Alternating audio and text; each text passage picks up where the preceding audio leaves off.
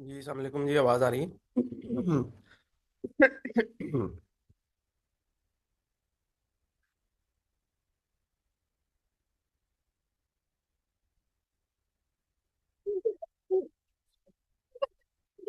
मामा कह रही है अगर खाना खाओगी तो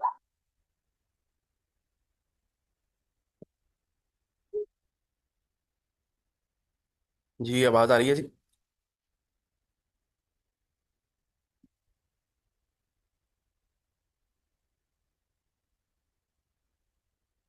अच्छा, कोई क्वेश्चन है किसी का तो बताएंगे।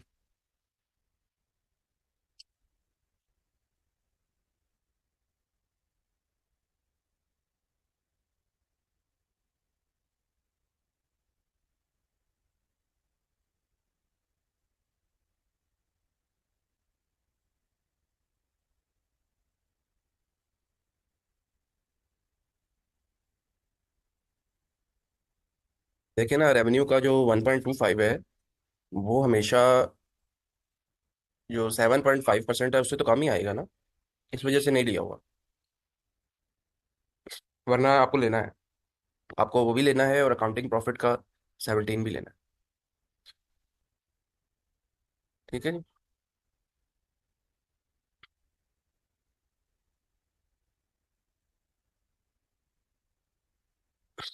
नहीं, रेवेन्यू तो ग्रॉस रिसीट्स होंगी ना।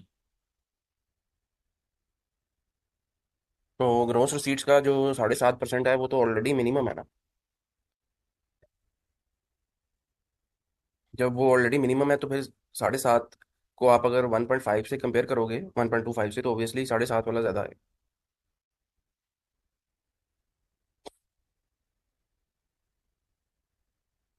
जी, और कोई क्वेश्चन है जी किसी का भी।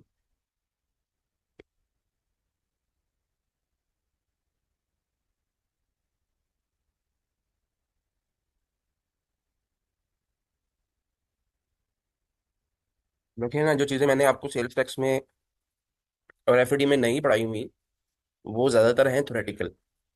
जैसे सेल्स टैक्स के कुछ रूल्स हैं, रजिस्ट्रेशन के, रिटर्न्स वगैरह के, रिकवरी और अपील्स वगैरह के। इसी तरह एफडी में कुछ प्रोविजंस हैं इस तरह की थ्योरेटिकल जो मैंने आपको नहीं पढ़ाई।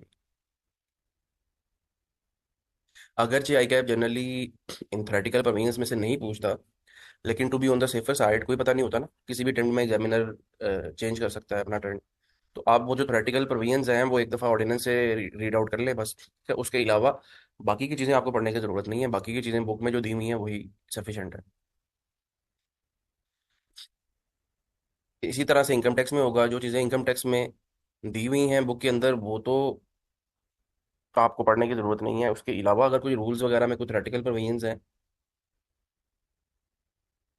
एक्ट में, तो मोस्टली चीज़ें मैंने आपको पढ़ा दी हैं। जो रूल्स वगैरह में चीज़ें हैं ना, अपील्स वगैरह की, रिटर्न्स वगैरह की, रिकवरी वगैरह की, रजिस्ट्रेशन वगैरह की, इस तरह की जो चीज़ें हैं ना, वो रूल्स में थ्योरेटिकल प्रोविजंस हैं, वो आप वहाँ से पढ़ लो डायरेक्ट से अगर पढ़ना चाह रहे हो।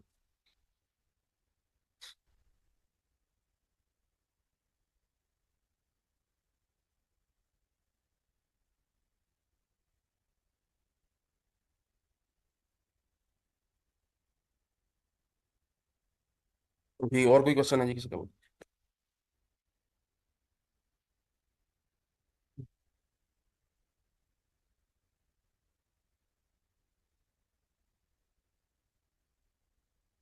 यार मेरे पास ना, मैं माजरत करता हूँ, मेरे पास ना बिल्कुल भी अब टाइम नहीं होता व्हाट्सएप पे ना। बहुत ज़्यादा बच्चे मैसेज करते हैं। तो एडवांस में, मैं ख्याल में, आप सब लोगों से माजरत है। मेरे पास ना बिल्कुल लिमिटेड सा टाइम है, बल्कि अब पता नहीं क्लासेस का भी टाइम मुझे फ्यूचर में मिलता है या नहीं। तो जो भी क्वेश्चन होगा ना वो आप क्लास में मेरे से पूछ लिया करें। व्हाट्सएप वगैरह पे ना पूछा करें। जो भी क्वेश्चन अभी पूछे मेरे से, क्या है, ये 2 घंटे मेरे पास अवेलेबल होते हैं। इसमें जो भी क्वेश्चन होगा ना वो आप पूछ लिया करें। बताएं क्या क्वेश्चन है।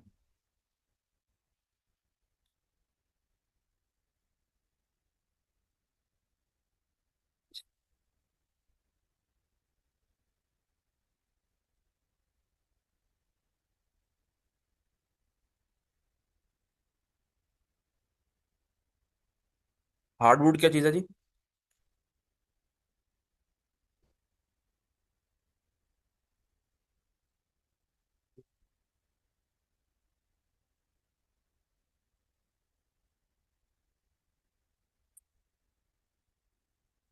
हार्डवुड।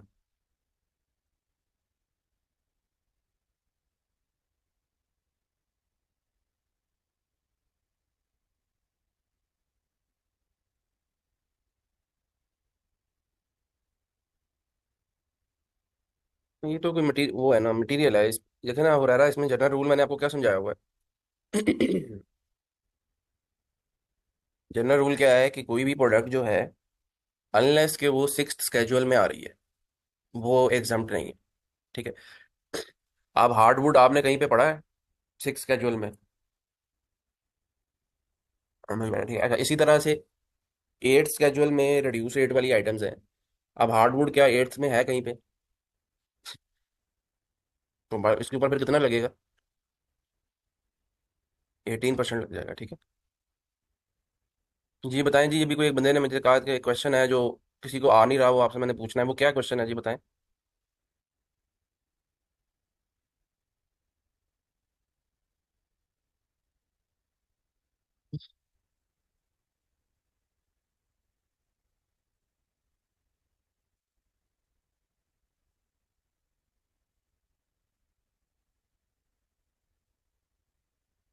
ये एफडी वाला क्वेश्चन है? ये किसी और ने मैसेज किया था जी, कौन है जी ये?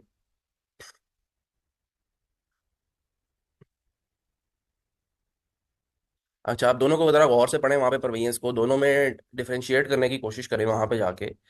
क्या दोनों में कोई क्राइटेरिया का फर्क है? ये केपीएमजी के नाम से हैं जी आप, जिनका ये क्वेश्चन है एफडी वाला। दोनों को अगर आप डिफरेंशिएट करने की कोशिश की हो आपने, तो कोई फर्क लग रहा है दोनों परवेंस के अंदर? बताएं जी। हाँ, कलेक्टर ऑफ कस्टम वाला कॉन्सेप्ट है। जहाँ पे subject to satisfaction of collector of custom वाली बात है ना, वहां पे एग्जाम्पशन है। यानी इसका मतलब ये हुआ कि वहां पे फिर कस्टम ड्यूटीज वगैरह की भी एग्जाम्पशन होगी। और जहाँ पे वो कंडीशन नहीं है, सीधी सीधी बस उसने बात लिखी हुई है, तो वहां पे फिर जीरो रेटिंग है। ठीक है।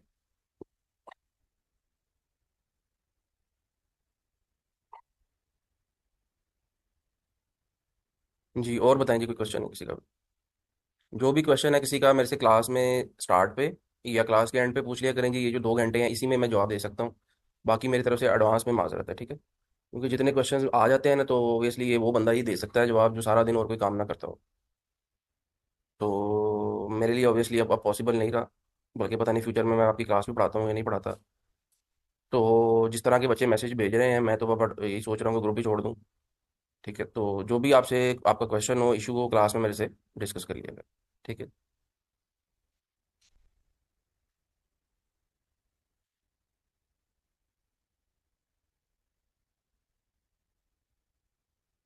जी और बताएं जी, कोई क्वेश्चन है किसी का?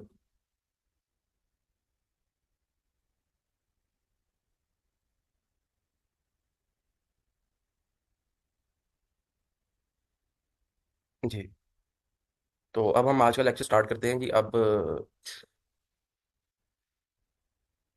एक देखिए, एक चीज़ इसमें आपने याद रखनी है कि इनकम टैक्स में ना सिलेबस बहुत ज़्यादा है। ठीक है। अब जब सिलेबस बहुत ज़्यादा है ना, और आप अगर अपने एग्जामिनर के कमेंट्स देखें पिछले 3 4 5 अटेम्प्ट्स के, तो उसमें भी वो ये कॉन्टिन्यूसली यही कमेंट कर रहा है कि स्टूडेंट्स की जो परफॉर्मेंस है वो इनकम टैक्स वाले एरिया में वीक है, सेल्स टैक्स वाले एरिया में और एफडी वाले एरिया में बेहतर हो गई है। अच्छा, अब जब इनकम टैक्स वाले एरिया में वीक है, तो अब हमें वो एग्जामिनर का जो एरियाज है ना, जो बेसिकली वो पिछले 8 10 अटेम्प्ट से टेस्ट कर रहा है, उनको ज़्यादा एम्फोसाइज करना है। ठीक है। स्टूडेंट्स क्या कर रहे हैं कि वो चूंकि सिलेबस बहुत ज़्यादा है इनकम टैक्स का, तो वो चीज़ें पढ़ लेते हैं जो एग्जामिनर के पॉइंट ऑफ व्यू से इंपॉर्टेंट नहीं है फाइनल लेवल पे। तो जब पढ़ लेते हैं तो ऑब्वियसली उसमें टाइम ज़्यादा लग जाता है। और जो चीज़ें एग्जामिनर के पॉइंट ऑफ व्यू से ज़्यादा इंपॉर्टेंट हैं और उन्हीं को वो रिपीटेडली घुमा फिरा के बार बार पेपर में टेस्ट कर रहा है, उनके ऊपर स्टूडेंट ज़्यादा टाइम नहीं लगा पा रहे। ठीक है। तो अब आपने, मैं इसी वजह से इस दफ़ा सेशन में ये चेंज कर रहा हूँ, मैं सीक्वेंस में नहीं पढ़ा रहा। मैं जो इंपॉर्टेंट इंपॉर्टेंट टॉपिक्स है ना, पहले वो आपको पढ़ा रहा हूँ, ताकि आपका मेजर पोर्शन जो है सिलेबस का वो कवर हो जाए। और उन्हीं में से ही कंफर्म्ड है कि आपको पेपर में चीज़ें आनी है। जैसे ये मैंने आपको पिछले वीक में जो फ्लो चार्ट्स बनाए हैं और जो टैक्सेशन आपको बताई है, उसमें से कंफर्म्ड पेपर में क्वेश्चन आना ही आना है, चाहे न्यूमेरिकल में आए चाहे सिनेरियो बेस्ड क्वेश्चन में आए। इसी तरह अब ये कुछ टॉपिक्स हैं जी जो एग्जामिनर के one of the favourite topics हैं। ये पहले मैं एक्सेल पे लिखने लगा हूँ जी। इसमें लॉसेस का टॉपिक बहुत इंपॉर्टेंट है जी। लॉसेस। ठीक है। स्पेशली इसमें बिजनेस लॉसेस, ये बहुत ज़्यादा पूछता है। फिर ग्रुप टैक्सेशन, ग्रुप रिलीफ। ठीक है जी। फिर ये एक थिन कैपिटलाइजेशन है। ये बहुत ज़्यादा एग्जामिनर पेपर में टेस्ट करता है। फिर आपका एक्सपेंसेस वाला जो एरिया है ना, अगर जो आपने कैफ लेवल पे पढ़ लिया हुआ है, डिडक्शंस नॉट अलाउड। वैसे तो टॉपिक अगर मैं सीक्वेंस में चलूँ, तो आज हमारा जो टॉपिक था वो ये वाला था, डिडक्शंस नॉट अलाउड, जिसमें पेनल्टी है, फाइन वगैरह है और इस तरह की चीज़ें हैं। ये वो चीज़ें हैं जो आप लोगों ने कैफ लेवल पे ऑलरेडी डिटेल में पढ़ी हुई हैं, ठीक है। तो इस पे ज़्यादा टाइम लगाने की बजाय वो चीज़ें जो आपने कैफ लेवल पे नहीं पढ़ी हुई, ज़रा पहले हम वो पढ़ते हैं। तो और वो चूंकि एग्जामिनर फाइनल लेवल पे उनको टेस्ट भी कम्प्रीहेंसिवली कर रहा है, ठीक है। तो स्टार्ट करते हैं जी आज का लेक्चर। और सबसे आज अब हमने ना ये तीन टॉपिक्स पढ़ने की कोशिश करनी है। तो सबसे पहले बात करते हैं जी लॉसेस की। लॉसेस के लिए चैप्टर नंबर 8 में ये एक टॉपिक दिया हुआ है जी।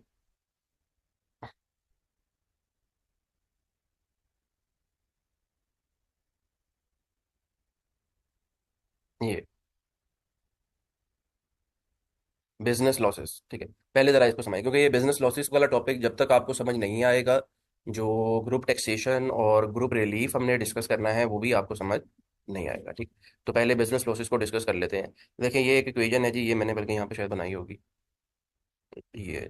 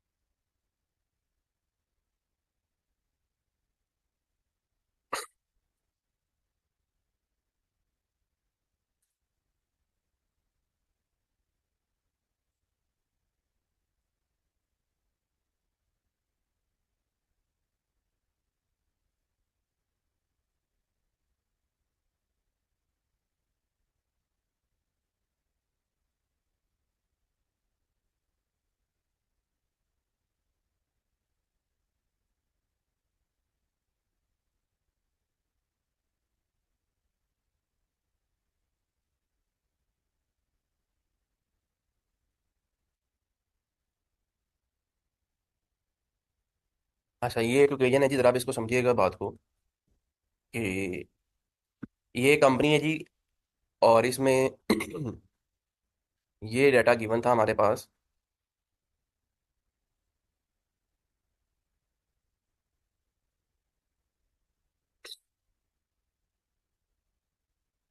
900 मिलियन का बिजनेस का लॉस है।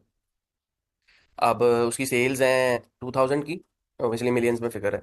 डेप्रिसिएशन है, इनिशियल अलाउंस है, अमोर्टाइजेशन है इंटेंजिबल पे, और अदर डिडक्शंस। अदर डिडक्शंस का मतलब कि डेप्रिसिएशन और इनिशियल अलाउंस के अलावा जो बाकी के एक्सपेंसेस हैं वो 2500 मिलियन के हैं। और इसका फॉर द ईयर बिजनेस का जो लॉस आ गया ना, वो 900 मिलियन के आ गया। रीजन बीइंग के इसके जो एक्सपेंसेस थे पूरे साल के, वो थे 2900 के। अच्छा, अब आपका लॉ ये कहता है कि जब भी आपका इनकम फ्रॉम बिजनेस में लॉस आएगा ना, तो आपने लॉस के दो हिस्से करने हैं। दो हिस्से किस वजह से करने हैं जी? एक आपने देखना है कि डेप्रिसिएशन, इनिशियल अलाउंस और अमोर्टाइजेशन की वजह से कितना लॉस आया है। और सेकंड आपने देखना है कि अदर देन डेप्रिसिएशन या इनिशियल अलाउंस कितना लॉस आया है, ठीक है। अच्छा, अब इस 900 में कैसे देखा जाए जी? इसके लिए फार्मूला आपने याद रखना है। फार्मूला ये है जी, ये मैंने यहाँ पे शॉर्टकट भी दिया होगा। ये to compute business loss and unabsorbed depreciation loss out of the total loss for the year.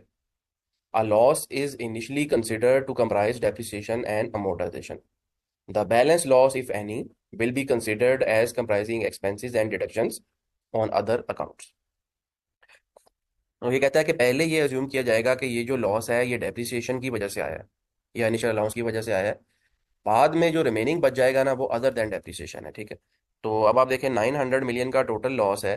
900 million में से डेप्रिसिएशन, इनिशियल अलाउंस और अमोर्टाइजेशन की वजह से कितनी अमाउंट बनेगी जी, बताएं।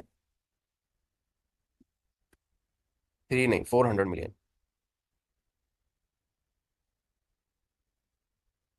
ठीक है, एक है ना ये 100 का इंटेंजिबल पे भी है ना अमोर्टाइजेशन। तो और बाकी का कितना बनेगा जी?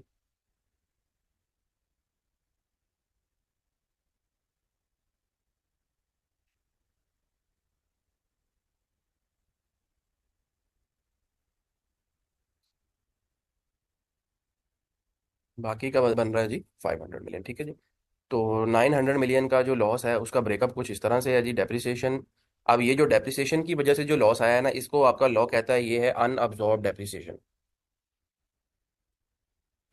वो डेप्रिसिएशन जो आपके प्रॉफिट से अब्जॉर्ब नहीं हो पाई, आपके सेल से, सॉरी, अब्जॉर्ब नहीं हो पाई। रीजन बीइंग कि आपकी सेल्स कम थी, सेल्स आपकी 2000 थी और एक्सपेंसेस 2900 के थे, तो बाकी का जो लॉस आया है वो इस वजह से आया है, ठीक है।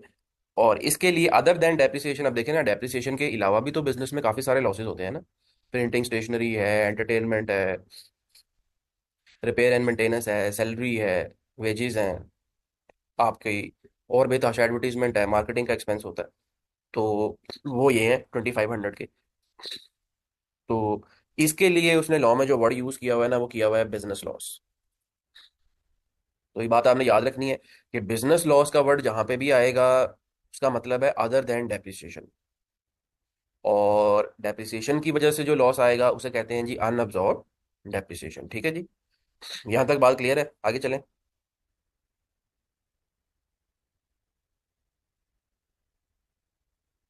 अच्छा, अब ये अगला क्वेश्चन आपका ये हो सकता है कि ये दो तरह के लॉसेस हैं, ये दो तरह के क्यों हैं जी? उसकी रीजन ये है कि लॉ में लिखा हुआ है कि जो अनअब्जॉर्ब डेप्रिसिएशन होगा ना, ये वाला लॉस, ये अनलिमिटेड टाइम के लिए कैरी फॉरवर्ड होगा। यानी इसका मतलब ये हुआ कि जो डेप्रिसिएशन की वजह से लॉस आता है ना, वो कभी भी लैप्स नहीं करता। वो जब तक, इसी यही वजह है आपको ऐसी कंपनीज भी मिलेंगी जो 20-20 साल पुराना जिनका डेप्रिसिएशन का लॉस है ना, वो भी एडजस्ट कर रही हैं अपने प्रॉफिट से, ठीक है। यही एक सबसे मेन रीजन थी जिसकी वजह से आज से कोई 6-7 साल पहले अगर आप चले जाए ना, उन्होंने एसीटी लगाया हुआ है, अकाउंटिंग प्रॉफिट पे 17।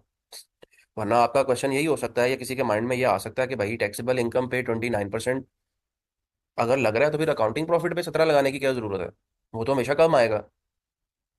या उसकी कोई लॉजिक बनती नहीं है कि अकाउंटिंग प्रॉफिट का क्या ताल्लुक टैक्स के साथ।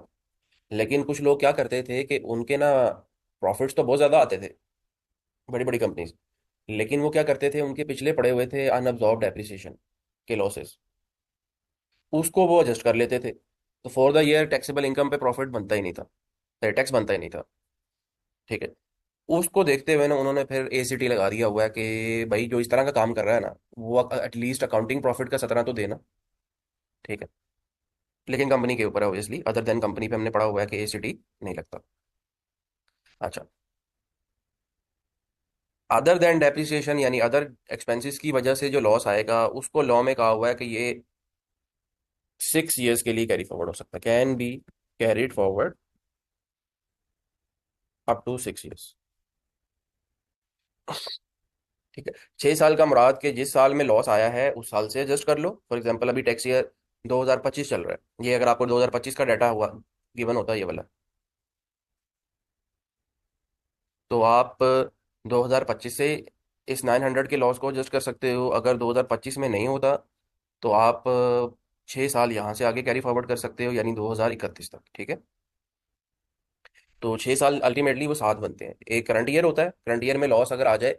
अब अगला क्वेश्चन कि करंट ईयर में बिजनेस में तो लॉस आ गया, क्या ये लॉस मेरा किसी और हेड से एडजस्ट हो सकता है या नहीं हो सकता, ठीक है। इसके लिए अब आपकी बुक में अगर मैं करूँ ना बात, तो चैप्टर नंबर 9 है जी।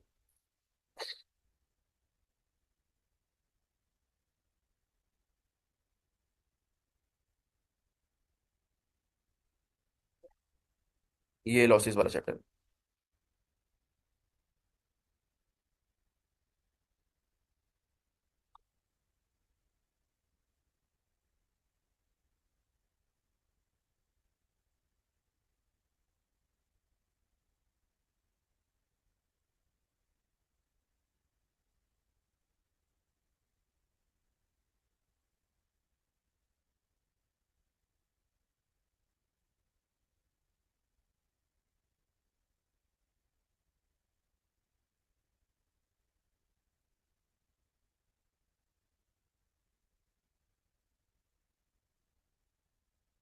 अच्छा, इसमें ये है जी, इनकम फ्रॉम बिजनेस। एक मिनट आप इसको जरा देखिए सर, मैं एक, मुझे 1 मिनट दे, मैं 1 मिनट में आ रहा हूँ।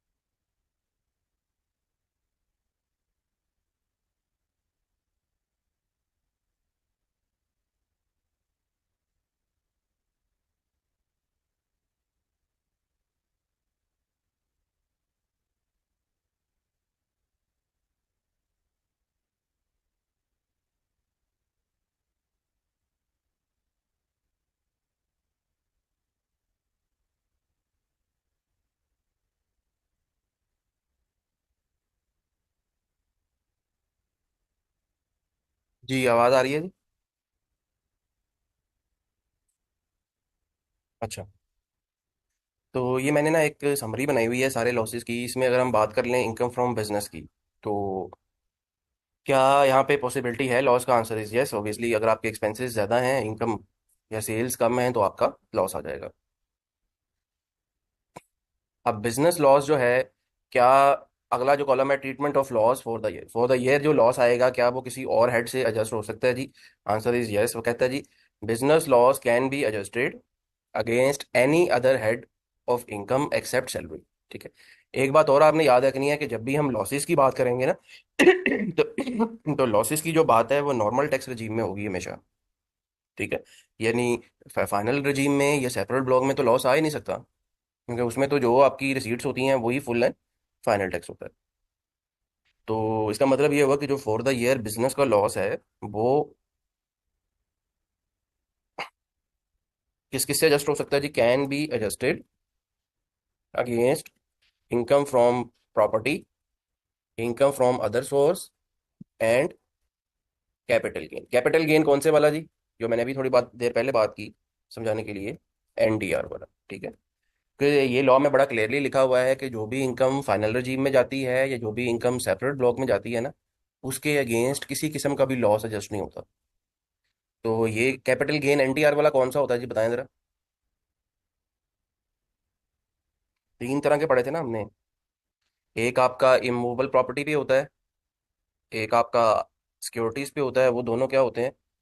सेपरेट ब्लॉक होते हैं। जो अदर्स की कैटेगरी, हाँ जी बिल्कुल, जो आपका प्राइवेट कंपनी के शेयर्स हैं, आपके पास कोई ज्वेलरी है, आपके पास कोई पर्सनल एसेट्स हैं, कोई राइट है आपके पास, कोई ऑप्शन है आपके पास, कोई गुडविल है, इस तरह की जो चीज़ें हैं वो आपकी अदर्स की कैटेगरी में चली जाती हैं।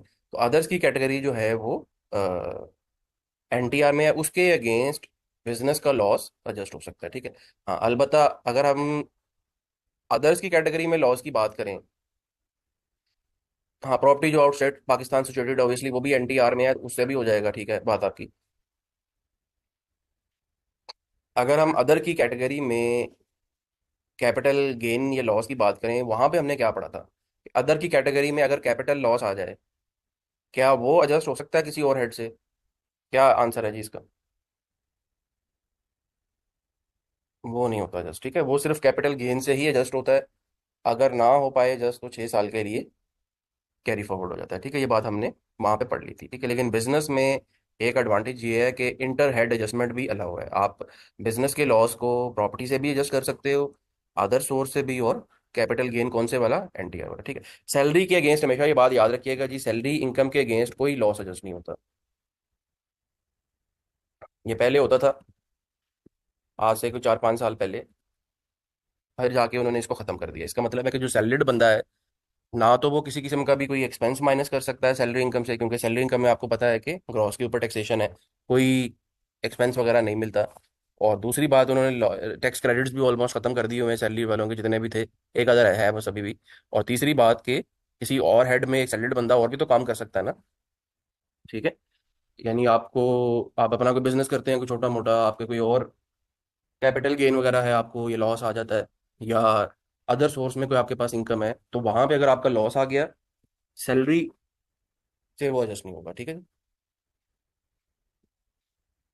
तो पहले साल में ये 900 का जो लॉस है, ये आप इन सारे हेड से एडजस्ट कर सकते हो। अगर इन सारे हेड से भी में भी एडजस्ट नहीं होता, अब्जॉर्ब नहीं होता, तो फिर आप इसके दो हिस्से करोगे, डेप्रिसिएशन वाला कितना है, अदर देन डेप्रिसिएशन वाला कितना है, और फिर उस लॉस को कैरी फॉरवर्ड कर लोगे। जो बिजनेस वाला लॉस होगा वो 6 साल के लिए कैरी फॉरवर्ड होगा, यानी 2031 तक।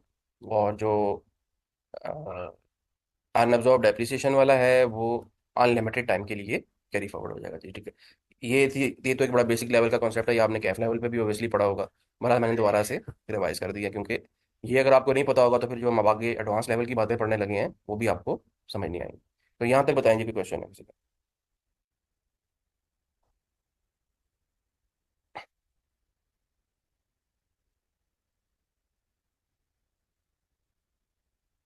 वो मैं अभी बताता हूँ आपको। अब जरा आगे चलते हैं जी, और ये जो जरमान ने क्वेश्चन किया है, पहले हम बात करते हैं जी लॉसेस के सीक्वेंस को कैसे फॉलो करना है। ये बड़े एक इंपॉर्टेंट पॉइंट है जी, बारहा मरतबा एग्जामिनर इसको पेपर में टेस्ट कर चुका है, और ऑलमोस्ट इनवेरिएबली हर दफ़ा स्टूडेंट इसको गलत करते हैं पेपर में, ठीक है। लॉसेस का सीक्वेंस गलत, असल फाइनल पे ये पॉइंट ही ये है, गलत लगाते हैं लॉसेस का सीक्वेंस पेपर के अंदर, जिसकी वजह से जो इजी नंबर होते हैं वो लॉस्ट हो जाते हैं, ठीक है। ज़्यादातर बच्चे आप देख लें जिनके पिछली अटेम्प्ट्स में रेफर्स आ रही है ना, या फेल हो रहे हैं, वो 50 से नीचे जिसके भी नंबर है ऑब्वियसली वो फेल है। जिनके 46 नंबर हैं, 45, अभी 3-4 स्टूडेंट ने मेरे साथ अपना ना वो आई कैप का एनालिसिस शेयर किया है, स्क्रिप्ट का ना, जो पास नहीं हो सके 40 के अंदर, मैंने उनको कहा था कि आप आई कैप से वो लेके मेरे से शेयर करो। उसमें बिल्कुल इसी तरह की छोटी छोटी मिस्टेक्स हैं, क्लॉसेस का सीक्वेंस गलत फॉलो कर लिया, ठीक है, या टैक्सेशन रजीम एक्सपोर्ट की एफटीआर बताने की बजाय एनटीआर लिख दी। इस तरह की छोटी छोटी मिस्टेक्स हैं जिसकी वजह से वो 40s में फेल हो रहे हैं बेचारे। तो यानी ये जो इस तरह की छोटी छोटी माइनर सी डिटेल्स होती है ना, ये अगर आप अच्छी तरह से करें ना, यानी फाइनल लेवल पे एग्जामिनर इतनी डिटेल में नहीं जाता, स्पेशली इनकम टैक्स में ना, वो मेन मेन चीज़ों पे ही रहता है, बिजनेस इनकम पे ही रहता है, और बिजनेस इनकम में जो चीज़ें मैं आपको पढ़ा रहा हूँ ना, इन्हीं को ही टेस्ट करता है।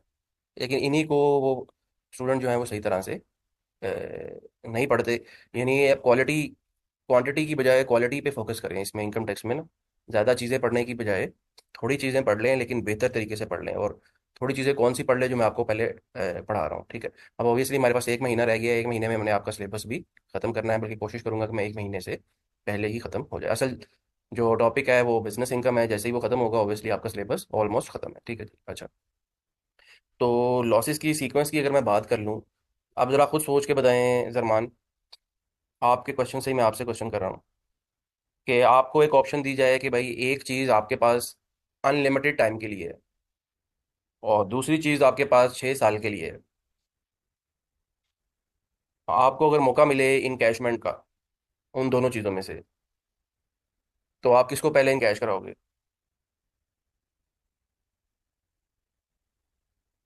6 साल वाले को कराओगे ना पहले। फिर आप आपने खुद ही मेरे से क्वेश्चन किया कि अनअब्जॉर्ब डेप्रिसिएशन क्यों पहले करना चाहिए। वो क्यों किया आपने? वो सिर्फ इसी बेस पे किया कि आप खुद से सोच नहीं रहे। ज़्यादातर चीज़ों का जो आंसर होता है ना, वो एक लॉजिक के ऊपर ही होता है, जो एक जनरल लॉजिक होती है ना, वो वही नॉर्मली हर हर सब्जेक्ट में फॉलो होती है। आई कैप भी आपसे यही एक्सपेक्ट करता है कि भाई जब अनसीन चीज़ें मैं पेपर में पूछूँ ना, तो स्टूडेंट एटलीस्ट अपना माइंड अप्लाई करे, सिर्फ एटलीस्ट सोचने की कोशिश करे सिर्फ। और सोचने की जब आप कोशिश करते हैं तो जो जनरल लॉजिक होती है ना, एक लॉजिकल चीज़ होती है, हमेशा वही जनरली आंसर होता है। स्टूडेंट का मसला यही है कि वो स्टूडेंट उस तरफ आते ही नहीं है। वो कहते हैं बस वो पक्की पकाई चीज़ें लिखी लिखाई मिल जाएं, वही मैं प्रैक्टिस करूं, वही पेपर में क्वेश्चन आए, वही प्रैक्टिकल लाइफ में चीज़ें हों, और मैं बस मौज मस्ती करते हुए कर लूं सब चीज़ें। ये सबसे बड़ा मसला है आजकल, ठीक है। तो इसलिए रिक्वेस्ट मैं हमेशा आप लोगों से यही करता हूँ कि पहले खुद से अगर आप सोचें तो आंसर जनरली पेपर में माइंड में आ जाता है, ठीक है। पहले हमेशा आपने बिजनेस लॉस को एडजस्ट करना है।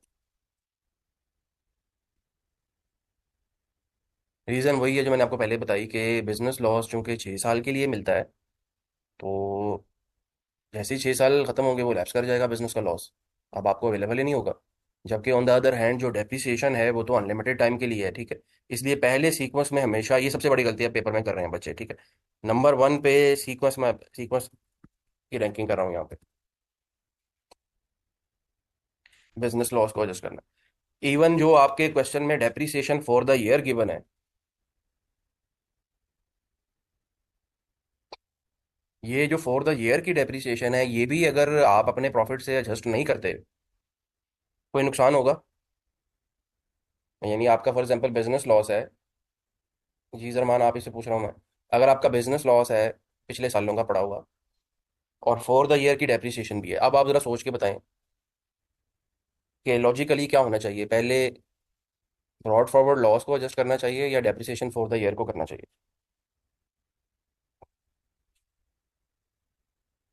हाँ जी।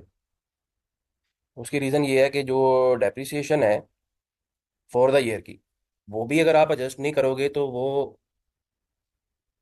लॉस वो लॉस की फॉर्म में कैरी फॉरवर्ड हो जाएगी ना अनलिमिटेड टाइम के लिए, ठीक है। क्योंकि सबसे पहले जब भी लॉस आएगा, सबसे पहले क्या अज्यूम करना है कि लॉस किसकी वजह से आया है, डेप्रिसिएशन की वजह से आया है। तो अगर आप फॉर द ईयर की डेप्रिसिएशन को एडजस्ट नहीं भी करोगे, लॉस आ जाएगा, तो वो लॉस कैरी फॉरवर्ड हो जाना ना अनलिमिटेड टाइम के लिए, ठीक है। इसलिए फॉर द ईयर की जो डेप्रिसिएशन है इसको सेकंड नंबर पे लेके जाते हैं, ये हमेशा गलती करते हैं स्टूडेंट। वो डेप्रिसिएशन फॉर द ईयर को पहले एडजस्ट करते हैं, और ब्रॉड फॉरवर्ड जो लॉस है उसको बाद में एडजस्ट करते हैं। आंसर तो सेम आएगा, आंसर में कोई फर्क नहीं आएगा, लेकिन जो नंबर होंगे फाइनल लेवल पे वो आपको नहीं मिलेंगे। क्योंकि फाइनल लेवल पे असल जो पॉइंट है वो सीक्वेंस का है, ठीक है जी। अच्छा, तीसरे नंबर पे आगे आपने अनअब्जॉर्ब डेप्रिसिएशन को एडजस्ट करना है।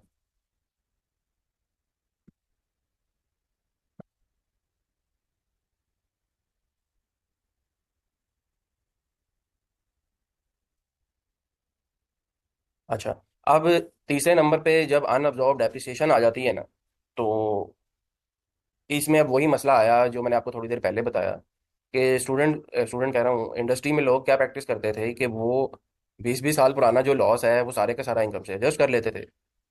एक तो उन्होंने क्या किया कि उन्होंने अकाउंटिंग प्रॉफिट पे 17% लगा दिया। दूसरी तरफ उन्होंने एक और रिस्ट्रिक्शन लगा दी। अब वो रिस्ट्रिक्शन क्या है, ये मैं वो रिस्ट्रिक्शन पढ़ने जा रहा हूँ, ठीक है। वो रिस्ट्रिक्शन इसके ऊपर है, अनअब्जॉर्ब डेप्रिसिएशन के ऊपर, ठीक है।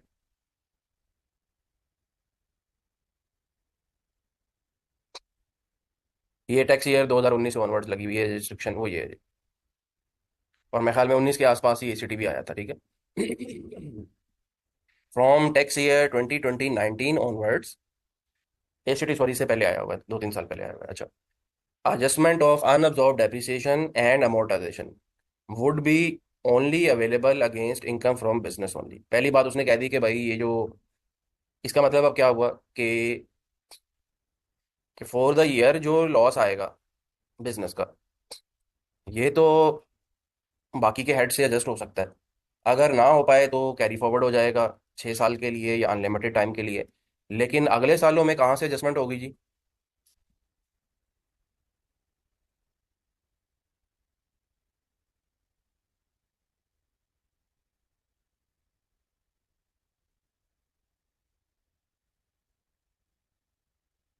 अगेंस्ट इनकम फ्रॉम बिजनेस, ठीक है। पहले ये रिस्ट्रिक्शन नहीं थी, ये 19 में लगी है रिस्ट्रिक्शन। कि फॉर द ईयर तो वो तुम्हें ऑप्शन दे रहा है कि तुम लॉस को बाकी हेड से एडजस्ट कर लो, लेकिन फॉर द ईयर अगर एडजस्टमेंट नहीं होगी, अगले सालों में जो लॉस है वो सिर्फ इनकम फ्रॉम बिजनेस से एडजस्ट होगा, बाकी किसी इनकम से नहीं होगा, पहली चीज। अच्छा, उसके बाद आगे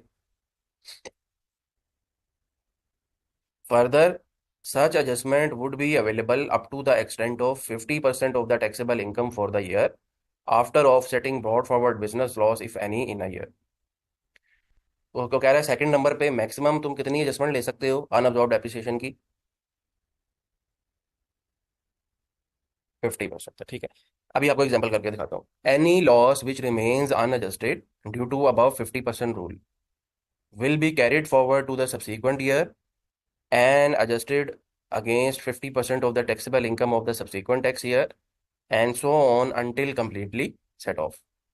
कि वो जो रिमेनिंग 50 रह जाएगा वो कैरी फॉरवर्ड हो जाएगा फिर, और वो इसी तरह सीक्वेंस चलता रहेगा कि मैक्सिमम एक साल में जो एडजस्टमेंट आपको मिलनी है ना, वो पूरी की पूरी टैक्सेबल इनकम से नहीं मिलनी, वो मैक्सिमम टैक्सेबल इनकम के 50% तक मिलनी है। ठीक है। However, where the income from business in a tax year is less than 10 million, the unabsorbed appreciation and amortization would be set off without any limit. That is to the extent of, यानी अगर आपकी income for the year 10 million से कम है, फिर आप सारी की सारी इनकम से अनअब्जॉर्ब्ड एप्रिसिएशन को एडजस्ट कर सकते हो। ठीक है। अच्छा, ये मैं आपको एग्जांपल से ये सब ये एक्सप्लेन करता हूँ। ये ना मैंने नीचे एक एग्जांपल दी हुई है। एग्जांपल नंबर 1 क्या है जी कि, नहीं नहीं, इनकम का मतलब तो प्रॉफिट है ना, सेल्स थोड़ी है। लॉस जो होगा वो सेल से तो नहीं जस्ट होता ना, लॉस तो आपके प्रॉफिट से जस्ट होता है ना। अच्छा, ये एग्जांपल नंबर 1 है जी। ये एक सेकंड में अगर देख लो मेरे पास एक्सेल में है या नहीं है ये। एक्सेल में है तो ज़्यादा आसानी से हो जाएगा वहीं से explain।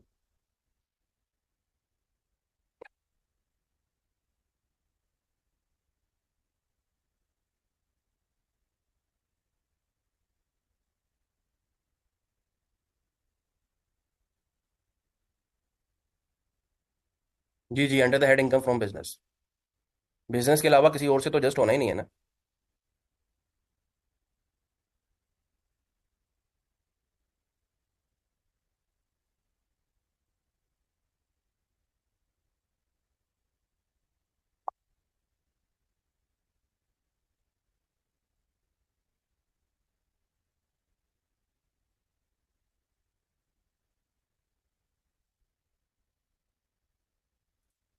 मेरे ख्याल में नहीं है मेरे पास एक्सेल में।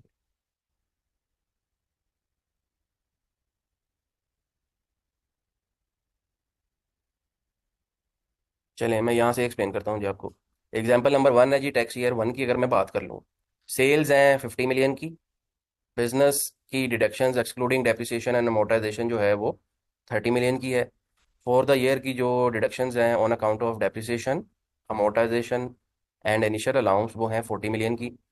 तो टोटल आपके पास 70 मिलियन की डिडक्शंस आ गई, 50 मिलियन की आपकी सेल है, तो आपका 20 मिलियन का लॉस आ गया फॉर द ईयर। अब जो ये 20 मिलियन का लॉस फॉर द ईयर आया है जी, ये बताएं जी इसका ब्रेकअप क्या होगा? यानी आपकी सेल्स हैं लेस डेप्रिसिएशन, अदर डिडक्शंस, ये टैक्स ईयर नंबर 1 में ये काम हो रहा है।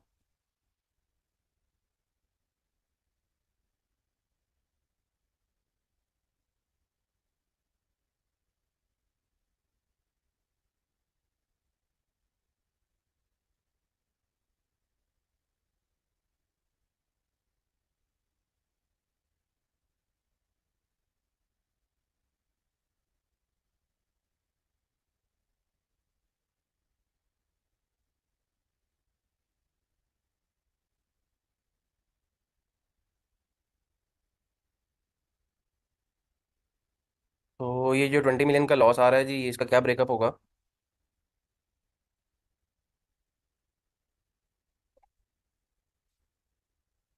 ये ऑन अकाउंट ऑफ क्या है जी? Unabsorbed depreciation. ठीक है।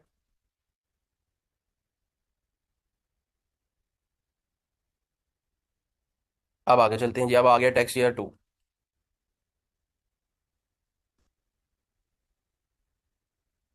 टैक्स ईयर 2 में क्या हुआ?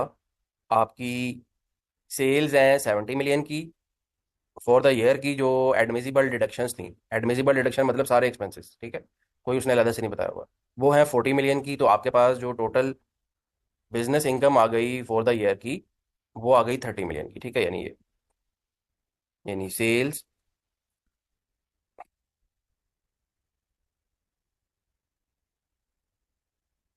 70 मिलियन लेस, ये दोनों अलग अलग नहीं दी हुई, उसने कंबाइन एक फिगर दे दी है, ठीक है, डिडक्शंस 40 मिलियन की। आपके पास ये प्रॉफिट आ गया 30 मिलियन का, जो कि 10 मिलियन से ज़्यादा का है।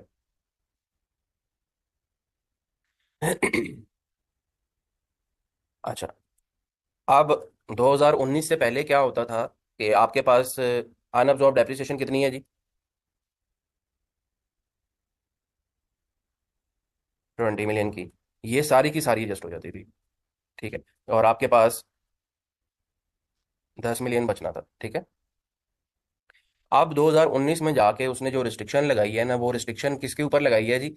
ये भी एक अक्सर स्टूडेंट पेपर में गलती करते हैं कैलकुलेशन करते हुए। वो 50% जो है ना, वो अनअब्जॉर्ब डेप्रिसिएशन पे लगा देते हैं। अनअब्जॉर्ब डेप्रिसिएशन का 50% नहीं लेना, टैक्सेबल इनकम जो बची है उसका 50% लेना है आपने, ठीक है। यानी मैक्सिमम अनअब्जॉर्ब डेप्रिसिएशन कहाँ तक मिलनी है जी आपको? At the rate of 50% of, किसका 50%? 30 का, 15 का नहीं, 30 का, ठीक है जी। ये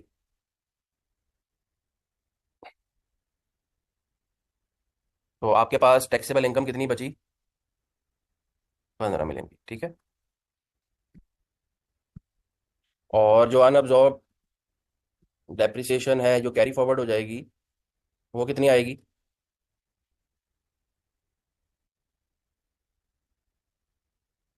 20 + 15, 5 की आपकी कैरी फॉरवर्ड हो जाएगी। यहाँ तक बात समझ आ गई है जी सबको? ये देख लें, ये 15 की आपकी टैक्सेबल इनकम आ रही है, और 5 का जो है वो, जो लॉस है वो तीसरे साल में कैरी फॉरवर्ड हो गया। अच्छा, इसी तरह से एग्जाम्पल नंबर 2 आप खुद से कर लीजिएगा। हाँ, बिजनेस लॉस की तरफ मैं आ रहा हूँ। अब हमें एग्जाम्पल नंबर 2 आप खुद से कर लीजिएगा जी। एग्जाम्पल नंबर 2 में जो है वो ये वाली जो इनकम है ना, ये 10 मिलियन से कम आ रही है, ये वाली। तो अगर ये 10 मिलियन से कम आ गई तो फिर सारे के सारा डेप्रिसिएशन लॉस जो है वो एडजस्ट हो जाएगा, ठीक है। ये हमने बात पहले ही कर ली हुई है। अब एग्जाम्पल नंबर 3 की तरफ आते हैं जी। सबसे इंपॉर्टेंट इसमें एग्जाम्पल नंबर 3 है। एग्जाम्पल नंबर 3 में क्या हुआ जी? 50 मिलियन की सेल्स हैं। डेप्रिसिएशन के अलावा जो लॉस है वो, जो एक्सपेंसेस हैं वो 80 मिलियन के हैं। डेप्रिसिएशन है ही नहीं। तो टोटल पहले साल में 30 मिलियन का लॉस आ गया जी। ये लॉस किसकी वजह से होगा? बिजनेस की वजह से, ठीक है, क्योंकि डेप्रिसिएशन तो है ही नहीं थी, ठीक है। सेकेंड ईयर में जब हम गए तो सेल्स थी 70 मिलियन की। बिजनेस की जो डिडक्शंस थी डेप्रिसिएशन के अलावा वो 20 मिलियन की थी। और जो ब्रॉड फॉरवर्ड, अब आप देखें उसने यहाँ पे क्या किया हुआ है सेकंड में जाके, सेकंड ईयर में, कि 70 मिलियन का सेल्स हैं फॉर द ईयर के। अदर देन डेप्रिसिएशन जो एक्सपेंसेस हैं वो हैं 20 मिलियन के। और फॉर द ईयर की जो डेप्रिसिएशन है वो है 80 मिलियन की। लेकिन वो पहले एडजस्ट नहीं की थी। पहले क्या एडजस्ट किया हुआ है? 30 मिलियन का ब्रॉड फॉरवर्ड लॉस,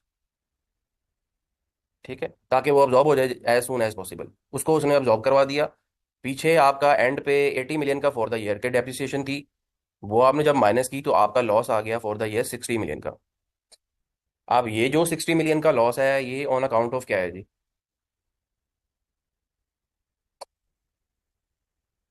बताएं जी। बिजनेस है कि डेप्रिसिएशन है? डेप्रिसिएशन, ठीक है, क्योंकि 80 मिलियन की डेप्रिसिएशन थी और 60 का लॉस आ गया। तो पहले हमेशा ऑब्वियसली आपने यही एज्यूम करना है कि लॉस जो है वो डेप्रिसिएशन की वजह से आ रहा है, ठीक है। अब आपका ये 60 का 60 जो है ये on account of unabsorbed depreciation है, ठीक है। ये तीसरी नंबर वाली जो एग्जांपल है ना, इसमें सीक्वेंस भी प्रॉपर आपको समझ आ जाएगा, और 50% वाली जो बात मैंने समझाई है वो भी प्रॉपर।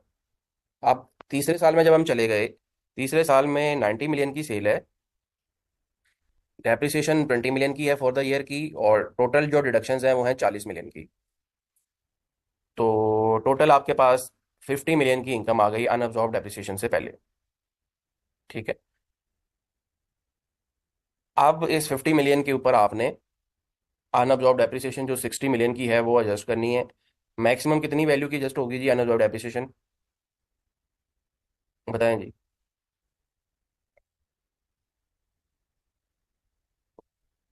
50%, यानी 25 मिलियन की एडजस्ट हो जाएगी। 25 मिलियन की आपकी टैक्सेबल इनकम आ गई, और अनअब्जॉर्ब डेप्रिसिएशन जो कैरी फॉरवर्ड होगी वो कितनी होगी जी? 60 - 25, 35 मिलियन की ये आ रही। बात समझ आ गई है जी यहाँ तक? आखिरी बात, इसके बाद फिर हम ग्रुप रिलीफ पढ़ते हैं। बिजनेस लॉसेज में यही सारी बातें थी। एक आखिरी बात जी, कि किसी और हेड में अगर लॉस आ जाए, ठीक है, ये वाली बातें सारी जो है ये यहाँ पे हुई हुई हैं, जो मैंने आपको भी पढ़ाई हैं ये वाली।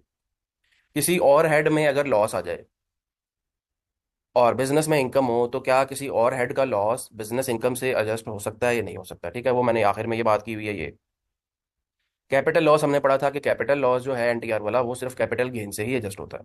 ठीक है। सैलरी में लॉस आ नहीं सकता, रीजन बीइंग कि सैलरी हमेशा ग्रॉस पे टैक्स होती है। पीछे दो हेड्स बचते हैं जी, इनकम फ्रॉम प्रॉपर्टी और इनकम फ्रॉम अदर सोर्स। इन दोनों में लॉस आ सकता है। इन दोनों का जो लॉस है, लॉ ने उसको प्रोहिबिट नहीं किया हुआ। इन दोनों का जो लॉस है वो फॉर द ईयर अगर आपकी बिजनेस इनकम है तो उससे एडजस्ट हो सकता है जी। ठीक है, ये यहाँ तक लॉसेस का, बिजनेस लॉसेस का टोटल जो कॉन्सेप्ट था मैंने आपको डिटेल में एक्सप्लेन कर दिया। किसी का कोई क्वेश्चन है तो बताएं जी। ब्रेक के बाद हम ग्रुप रिलीफ पढ़ते हैं, लेकिन ब्रेक के दौरान मैं आपको एक काम दे रहा हूँ जी, ये अब आप ये काम करें। ये आपके ना पिछले पेपर में क्वेश्चन आया है।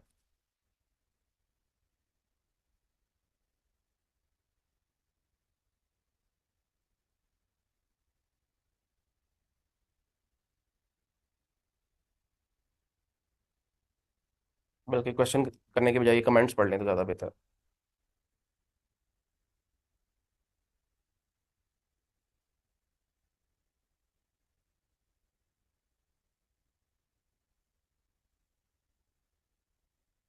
ये देखें, क्वेश्चन नंबर 1 मेरिकल था। क्वेश्चन नंबर 1 अगर मैं ओपन भी कर लूँ,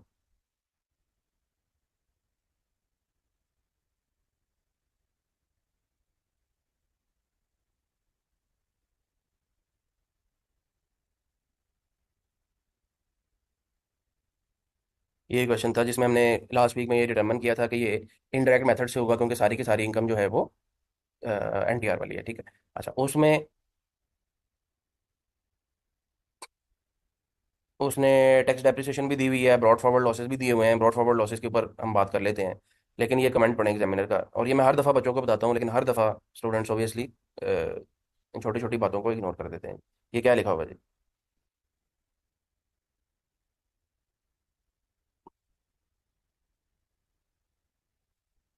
कि पहले फॉर द ईयर की डेप्रिसिएशन को एडजस्ट किया है स्टूडेंट ने, उसके बाद क्या किया है?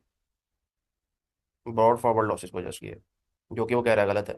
ठीक है, यानी ये वाला जो सीक्वेंस है ना, इसको स्टूडेंट कैजुअली ले रहे हैं, ये वाले सीक्वेंस को, ये 1 और 2 को। कहते हैं बात तो एक ही है, पहले मैं बिजनेस लॉस को एडजस्ट कर लूँ या डेप्रिसिएशन को कर लूँ, आंसर तो सेम आना है, आंसर ऑब्वियसली सेम आएगा। लेकिन जो लॉ में सीक्वेंस बताया हुआ है वो फॉलो नहीं होगा। जब वो फॉलो नहीं होगा, आपके नंबर वो काट लेगा एग्जामिनर। ठीक है। तो जब भी क्वेश्चन में ब्रॉड फॉरवर्ड लॉसेस का जिक्र आए, हमेशा फौरन जहन में ये बात आ जानी चाहिए कि भाई डेप्रिसिएशन जो फॉर द ईयर की दी होगी ना क्वेश्चन में, उसने दी हुई है फॉर द ईयर की, ये देखें।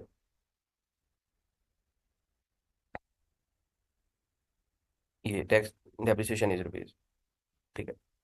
ये मैंने बाद में एडजस्ट करनी है, और पहले मैंने ये जो ब्रॉड फॉरवर्ड लॉसेज है ना, जो भी मुझे मिल रहे हैं इसके अंदर, पहले मैंने वो एडजस्ट करने हैं। ठीक है जी। अच्छा।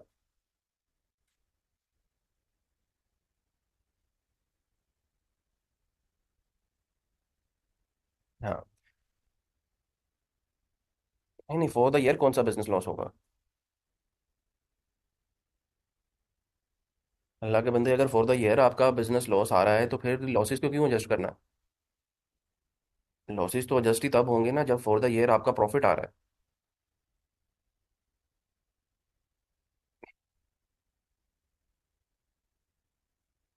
अच्छा, लॉसेस की एक और बात जी, कि लॉसेस जो होते हैं ना, जब आप रिटर्न फाइल करते हैं तो आपकी डीम्ड असेसमेंट हो जाती है। ठीक है, ये बात हमने कई दफ़ा पढ़ चुके हैं हम क्लास के अंदर।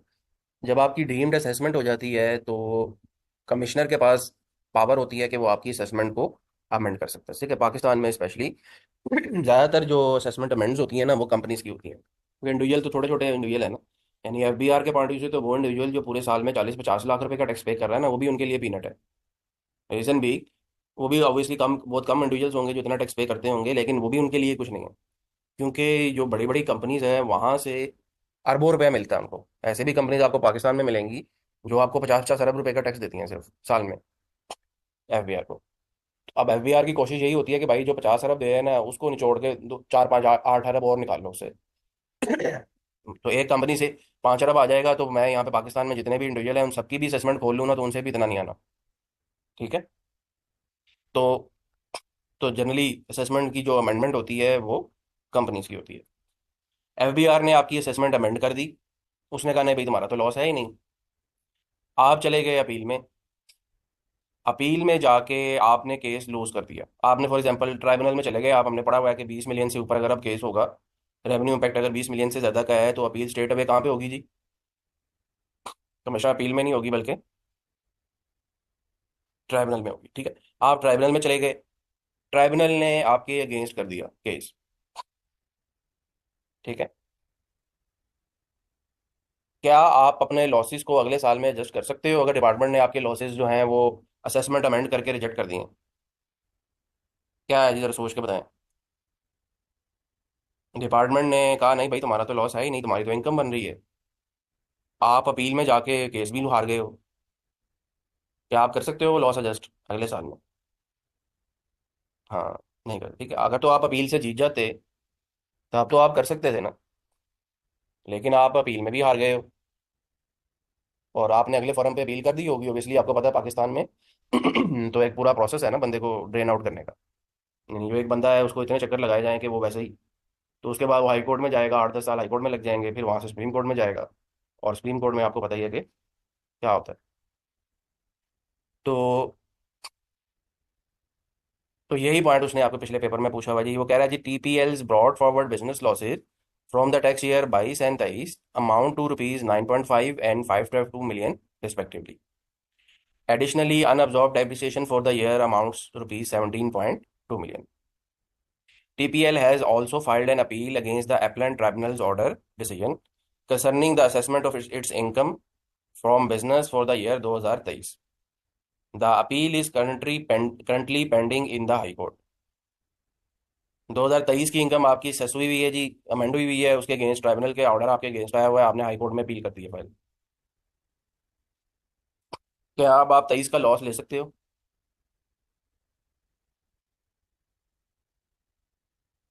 जी, नहीं ले सकते। ठीक है। तो लॉसेस को एडजस्ट करने के लिए ये बात याद रखनी है जी, लॉसेस जो हैं वो नोट कर लें, ये भी बात, losses must be assessed and assessment must not be amended।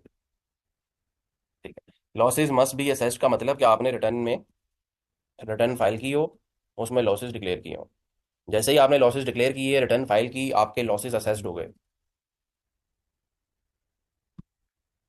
अब अगर डिपार्टमेंट ने आपकी असेसमेंट अमेंड नहीं की, फिर तो आप लॉसेस को एडजस्ट कर सकते हो।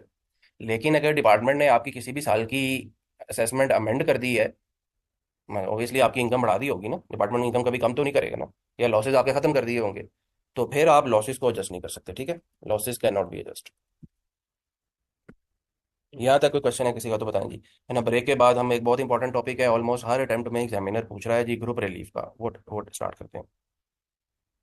ब्रेक के बाद मिलते हैं।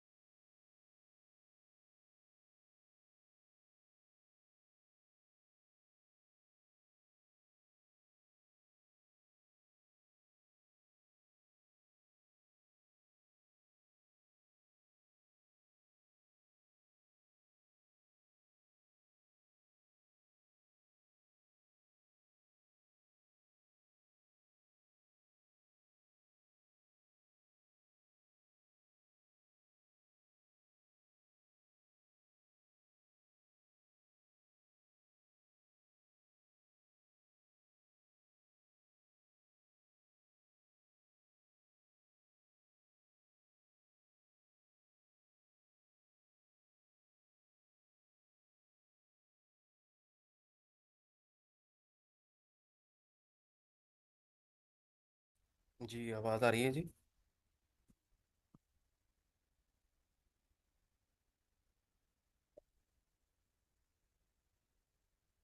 अच्छा, ये मैंने आप लोगों के ना रेफरेंस के लिए, ये एक स्टूडेंट है, इसने रिसेंटली एक दो दिन पहले मेरे से अपना स्क्रिप्ट शेयर किया है। तो पिछली अटेम्प्ट वाला ना, आई कैब ने ओबियसली इसको एनालाइज करके दिया है। मेरे ख्याल में उसके 45 मार्क्स हैं या 44 मार्क्स हैं।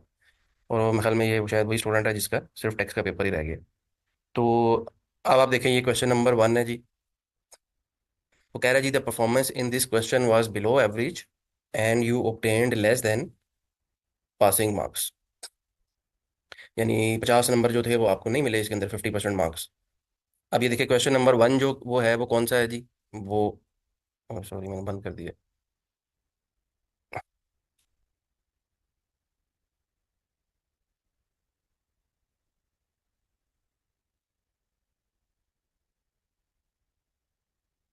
क्वेश्चन नंबर 1 जो है ना, वो जो न्यूमेरिकल नहीं आया हुआ,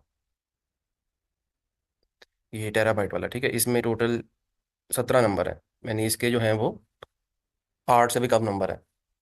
और अब आप कॉमन मिस्टेक्स देखें क्या है इसके अंदर, कि वो कह रहा है जी, treatment of brought forward business losses and unabsorbed depreciation was ignored. यानी इसने की ही नहीं है, इसने इग्नोर कर दिया, कैलकुलेशन ही नहीं की। ठीक है। फिर वो कहता है जी, ग्रुप रिलीफ वाला जो पॉइंट अभी इसके अंदर आ रहा है, वो आपको मैं पढ़ाने लगा था, वो भी उसने कंसिडर ही नहीं किया। ठीक है, बाकी कुछ पॉइंट्स ऑब्वियसली न्यूमेरिकल है। फिर क्वेश्चन नंबर 3, नहीं 3 नहीं, 4 की तरफ अगर मैं जाऊं, अब क्वेश्चन नंबर 4 देखें।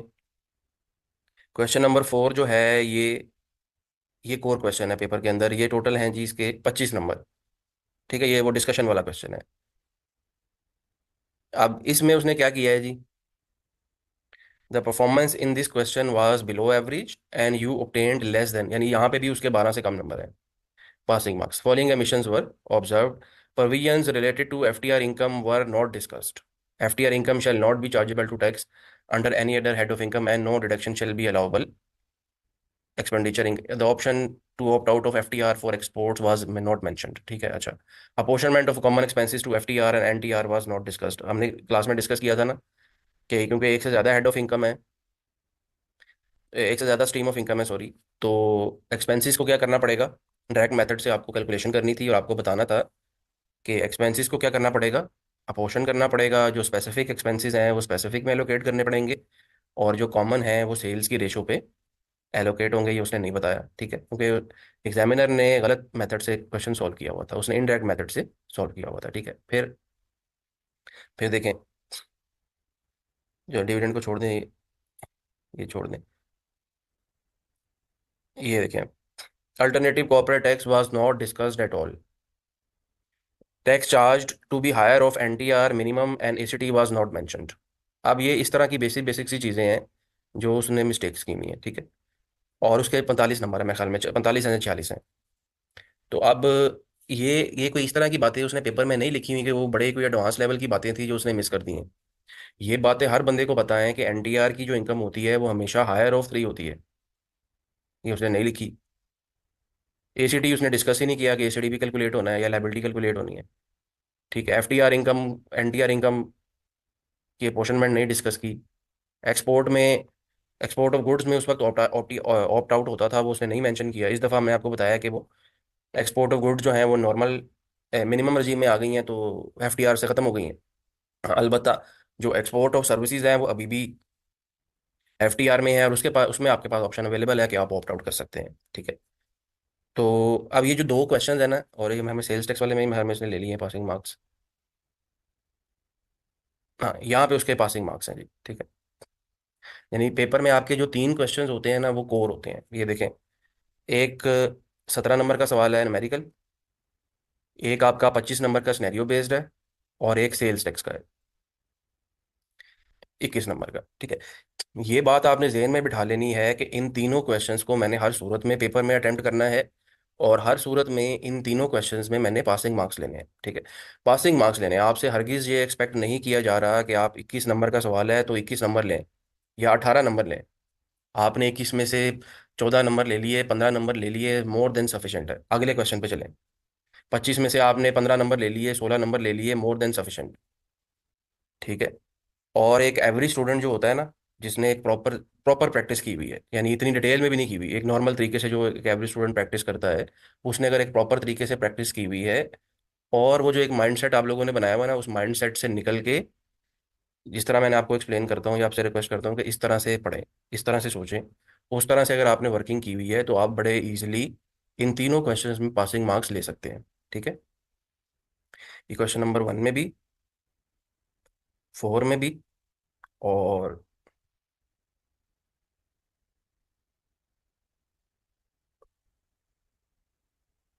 6 में भी। ठीक है, तो ये कोशिश आपने हमेशा करनी है कि ये जो 3 मेन क्वेश्चंस आते हैं ना पेपर में, इनको अच्छी तरह से अटेम्प्ट करना है। ज़्यादातर पास पास होने या ना होने का जो डिपेंडेंसी है वो इन्हीं 3 क्वेश्चंस पे। आप बाकी का देख लें, बाकी मेरे ख्याल में उसके सारे क्वेश्चंस में पासिंग मार्क्स हैं। ये देखें, क्वेश्चन नंबर 2 पासिंग मार्क्स हैं, 2 इसमें नहीं है जी पासिंग मार्क्स। अच्छा,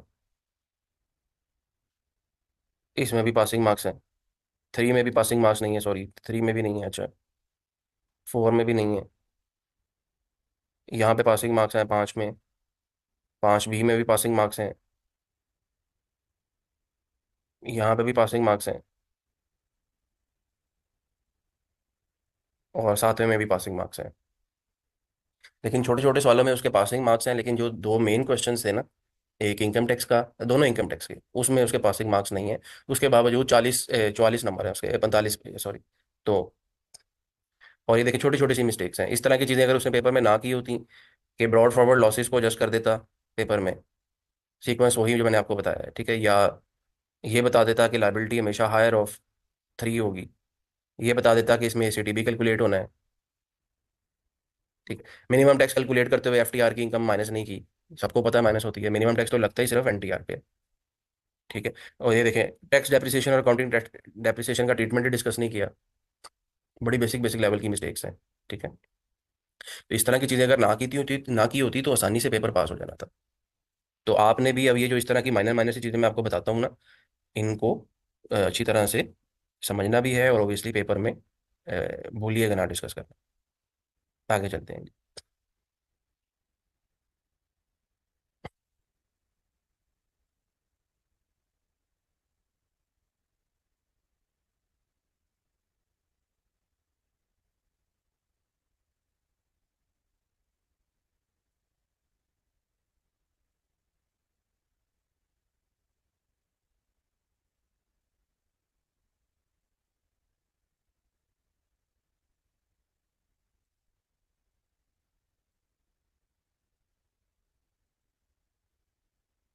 ठीक है जी, अब मैं आ जाता हूँ जी वापस इसकी तरफ, आज के टॉपिक की तरफ।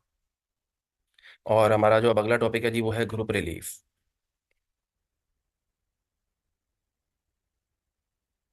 चैप्टर नंबर 9 में डिस्कस हुआ हुआ है जी, लॉसेस वाले चैप्टर।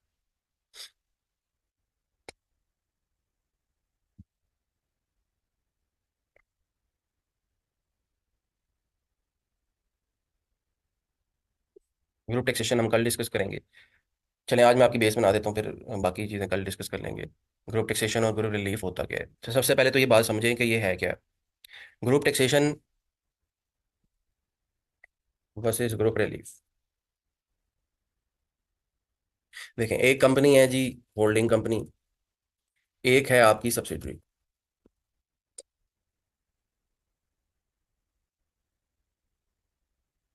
टैक्सेबल प्रॉफिट या लॉस, होल्डिंग कंपनी का 500 मिलियन का प्रॉफिट आ रहा है, सब्सिडरी कंपनी का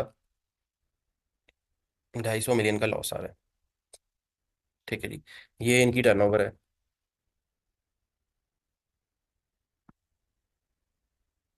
ठीक है, ये डेटा आपको गिवन है। ग्रुप रिलीफ या ग्रुप टैक्सेशन का कंसेप्ट, एक तो बात आपने याद रखनी है जी, ये सिर्फ इनकम टैक्स में है, सेल्स टैक्स में ऐसा कुछ नहीं है। ठीक है, पहली बात, ना हमने इस तरह की कोई चीज़ पढ़ी है। अगर ग्रुप रिलीफ और ग्रुप टैक्सेशन का ऑप्शन ना होता, तो ये जो मैंने डाटा दिया था, इसमें क्या होना था जी, दोनों कंपनीज ने अलहदा अलहदा अपनी लाइबिलिटी कंप्यूट कर लेनी थी। होल्डिंग ने क्या करना था जी, लाइबिलिटी हायर ऑफ 1.25% या 29% ऑफ द टैक्सेबल इनकम। ठीक है, यानी टर्नओवर का 1.25 या टैक्सेबल इनकम का 29। अकाउंटिंग प्रॉफिट ऑब्वियसली गिवन नहीं है तो हम एसीटी नहीं ले सकते। इसने देना था जी 145 मिलियन। सब्सिडरी ने क्या करना था, इसका 1.25 या टैक्सेबल लॉस है तो ऑब्वियसली ये जीरो है। इसने देना था 12.5। ठीक। पूरे ग्रुप ने एज अ होल जो टैक्स देना था वो 157.5 मिलियन देना था जी। यहाँ तक बात क्लियर है सब? कोई क्वेश्चन है किसी का तो बताएंगे। अच्छा, अब पहला एक ऑप्शन है जी ग्रुप टैक्सेशन का।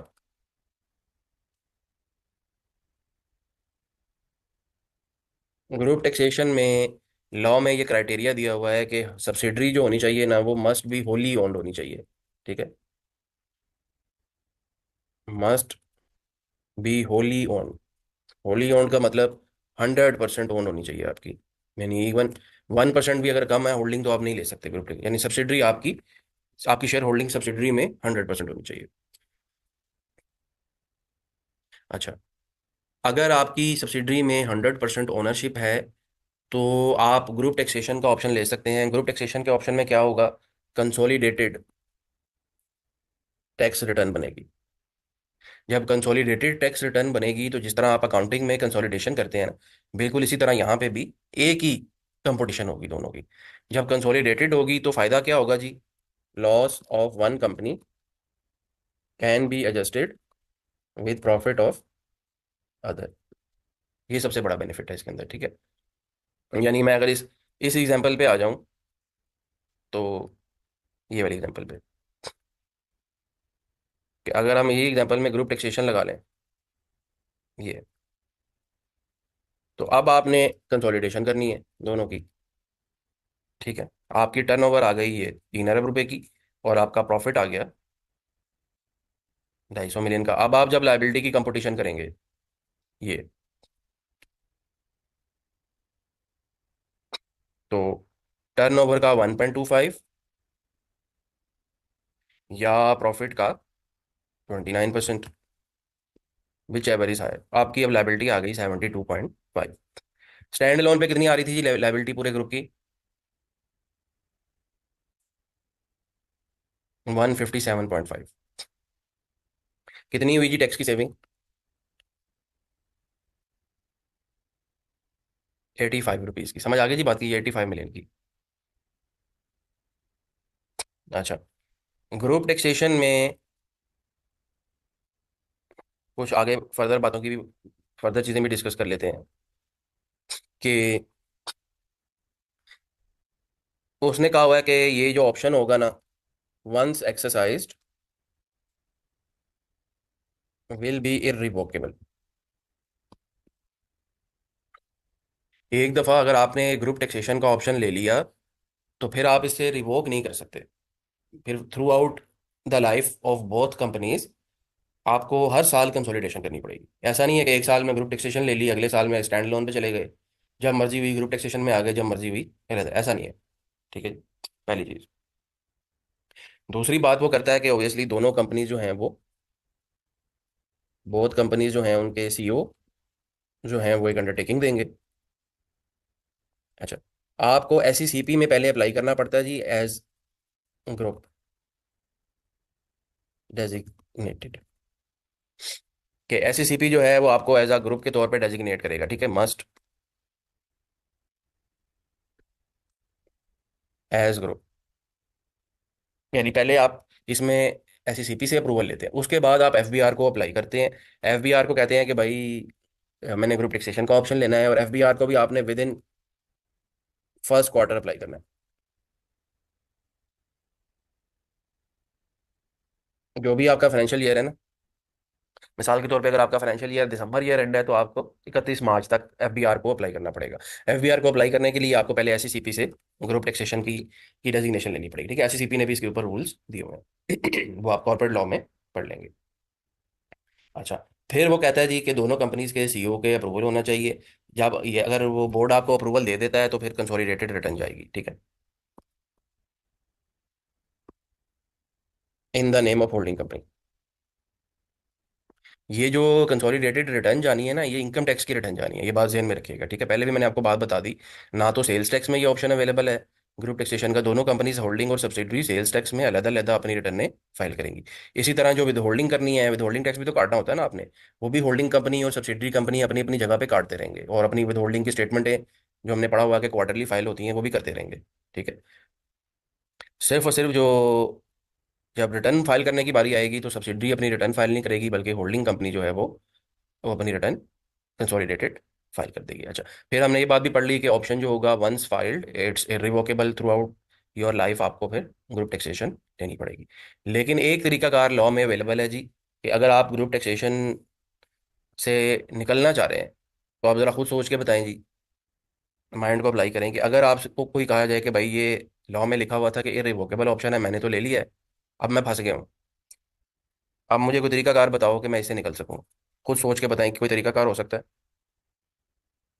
हाँ, यही तरीकाकार उसने बताया हुआ है कि अगर आप डिस्पोज कर देंगे ना, तो ग्रुप टैक्सेशन का ऑप्शन ऑटोमेटिकली खत्म हो जाएगा, ठीक है। रीजन बीइंग के 100% पे क्राइटेरिया था ना, तो जब आपने 1% भी शेयर होल्डिंग बेच दी, 99% पे आप ग्रुप टैक्सेशन ले ही नहीं सकते, तो automatically from that year onwards group taxation का जो ऑप्शन है वो खत्म हो जाएगा, ठीक है। ये तो सारी थ्योरेटिकल बातें थी जो मैंने आपको कर दी, अब जरा कुछ न्यूमेरिकल बातें कर लेते हैं जी ग्रुप टैक्सेशन के पार्ट से, ठीक है। आज हम ग्रुप टैक्सेशन ही पढ़ लेते हैं, ग्रुप रिलीव जो है वो कल डिस्कस करेंगे न्यूमेरिकल इश्यूज। सबसे पहले बात करते हैं जी ब्रॉड फॉरवर्ड लॉसेस की, कि जब आपने ग्रुप टैक्सेशन का ऑप्शन ले लिया तो सब्सिडरी कंपनी के ब्रॉड फॉरवर्ड लॉसेस होंगे, बिजनेस के भी, अनअब्जॉर्ब डेप्रिसिएशन के भी,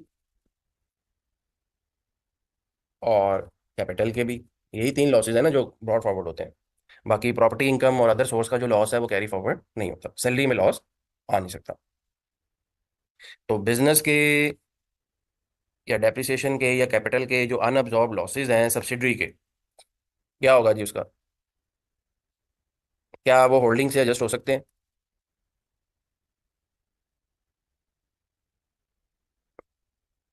नहीं हो सकते जी, उसने लॉ में लिखा हुआ है लैप्स कर जाएंगे। इसका मतलब क्या हुआ कि जब भी आप अपनी सब्सिडरी के साथ ग्रुप टैक्सेशन का ऑप्शन ऑप्ट करेंगे, तो फॉर द ईयर के से ऑनवर्ड जो लॉसेज है ना वो एडजस्ट हो सकते हैं, ब्रॉड फॉरवर्ड नहीं हो सकते, ठीक है। अच्छा, अब होल्डिंग कंपनी और सब्सिडरी कंपनी के जो स्ट्रक्चर प्रैक्टिकली भी बने हुए हैं ना पाकिस्तान के अंदर उसमें क्या होता है कि एक है जी होल्डिंग कंपनी, एक है subsidiary. For example wholly owned है 100%। सब्सिडरी होल्डिंग कंपनी का प्रॉफिट है आफ्टर टैक्स 500 मिलियन का, सब्सिडरी कंपनी का आफ्टर टैक्स प्रॉफिट है 300 मिलियन का। अब ये जो सब्सिडरी कंपनी का आफ्टर टैक्स, आपको पता है कि डिविडेंड जो होता है ना हमेशा, वो जो आपका अकाउंटिंग प्रॉफिट आफ्टर टैक्स होता है ना वहां से डिस्ट्रीब्यूट होता है, ये भी बात ध्यान में रखिएगा। डिविडेंड जो है वो टैक्सेबल इनकम से डिस्ट्रीब्यूट नहीं होता, अकाउंटिंग प्रॉफिट से होता है। अकाउंटिंग प्रॉफिट कौन सा, आफ्टर टैक्स, यानी टैक्स की प्रोविजन डलने के बाद या डेफर टैक्स की प्रोविजन डलने के बाद जो आफ्टर टैक्स अकाउंटिंग का प्रॉफिट आपके फाइनेंशियल स्टेटमेंट में आ रहा होता है ना, वो बेस होती है आपके डिविडेंड की डिस्ट्रीब्यूशन के लिए, ठीक है। वो फिगर मैंने यहाँ पे लिखी है 300 और 500। अब ये 300 मिलियन का लेट्स सपोज सब्सिडरी कंपनी ने डिविडेंड अनाउंस कर दिया, ये किसको जाएगा जी, बताएं जी। होल्डिंग कंपनी को जाएगा, ठीक है। और डिविडेंड के ऊपर हमने क्या पढ़ा हुआ है जी, टैक्स का कितना रेट है?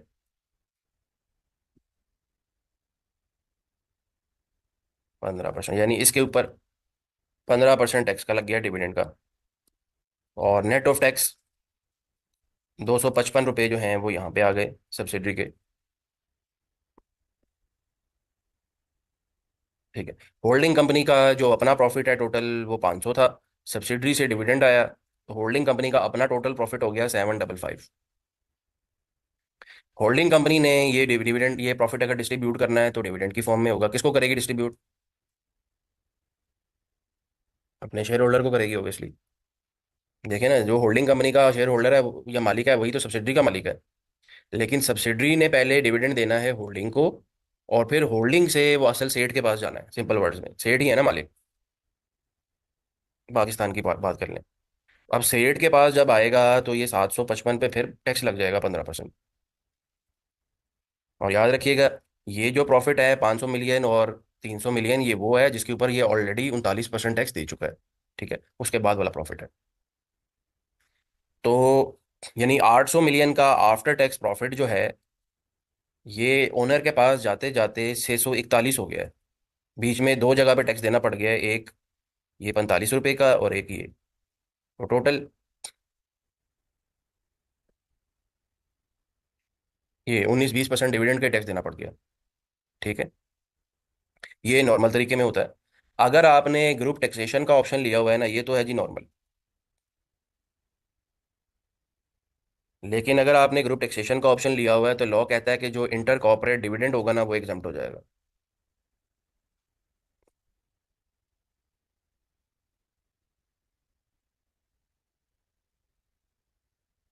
मतलब कि सब्सिडरी जब होल्डिंग को डिविडेंड डिस्ट्रीब्यूट करेगी तो टैक्स कितना लगेगा? जीरो लगेगा। अब आप देख लें, सारी इक्वेशन चेंज हो गई है। और अब 680 रुपये जा रहे हैं 641 की बजाय। यानी अब 20% टैक्स लगने की बजाय 15% लग रहा है। समझ आ गई जी बात की? कि ग्रुप टैक्सेशन में जो इंटर कॉर्पोरेट डिविडेंड है वो एग्जम्प्ट हो जाता है। तो ये जो बड़े बड़े ग्रुप है ना पाकिस्तान के, फॉर एग्जांपल एंग्रो वाले हैं। अब एंग्रो वालों ने जितनी भी कंपनियों में पॉसिबल हो सकता है ना, आप देखिएगा प्रैक्टिकली उन्होंने ग्रुप टैक्सेशन लिया होगा।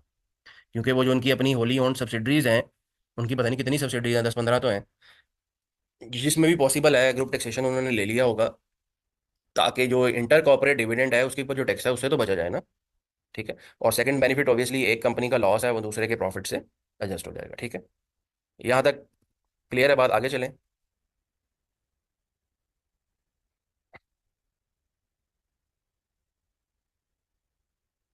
अगर इंटर ग्रुप लोन है और उसके ऊपर प्रॉफिट ऑन डेट पे हो रहा है, यानी मार्कअप पे हो रहा है, फॉर एग्जांपल होल्डिंग ने सब्सिडरी को लोन दिया हुआ है, या ऐसा भी पॉसिबल है कि सब्सिडरी ने होल्डिंग को लोन दिया हो और उस लोन के ऊपर मार्कअप पे हो रहा होता है।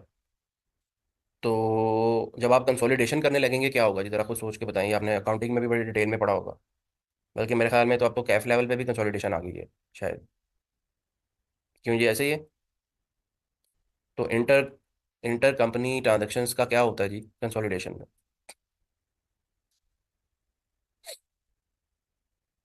एक कंपनी का प्रॉफिट है, दूसरे का एक्सपेंस है। तो जब आप कंसोलिडेशन करने लगेंगे वो आपस में क्या हो जाएंगी?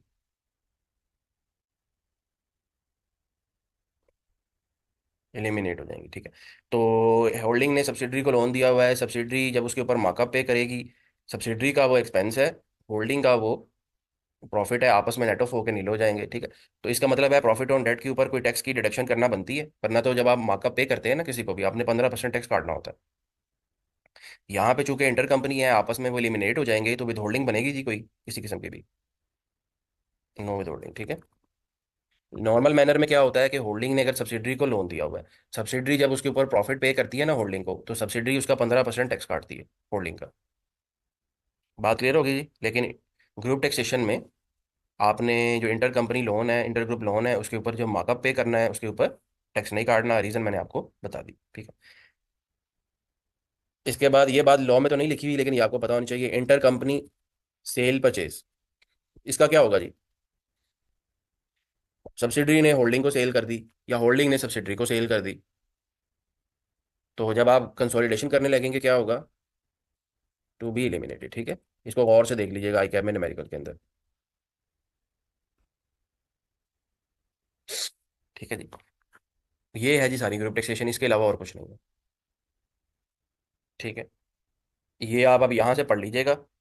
मास वाई एक पॉइंट के, एक पॉइंट थोड़ा डिटेल वाला है वो, अभी मैं पढ़ा नहीं सकता क्योंकि वो टॉपिक हमने नहीं पढ़ा हुआ। ठीक है। उसके अलावा ये वाला पॉइंट, ये जो नोट है, इसको सिर्फ छोड़ दीजिएगा जी, ये मैं आपको नहीं पढ़ाया अभी मैंने। इसके अलावा बाकी सारी बातें ये मैंने ग्रुप टैक्सेशन की आपको एक्सप्लेन कर दी हैं। ये आप पढ़ लीजिएगा। कोई मसला हुआ तो मेरे से कल डिस्कस कर लीजिएगा जी। ठीक है। यहाँ तक, यहाँ तक। ठीक है। कल हम इंशाल्लाह ग्रुप रिलीफ स्टार्ट करेंगे। कोई क्वेश्चन है किसी का तो बताएंगे। तो न्यूमेरिकल में मसला आ रहा है किसी किस्म का, या कोई और मसला है तो मेरे से अभी पूछ लें।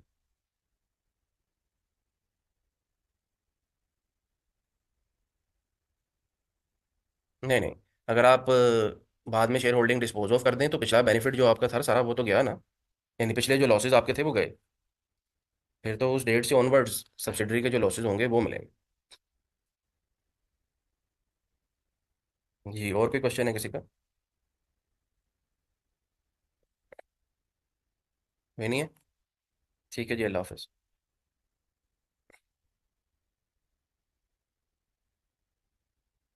जी जी, पेरेंट अपने लॉसेस क्लेम कर सकती है। पेरेंट्स के लॉसेस लैप्स नहीं करेंगे। ठीक है।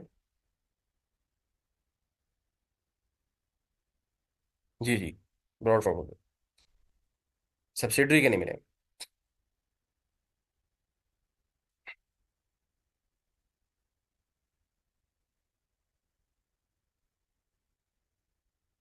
जी, अल्लाह हाफिज़।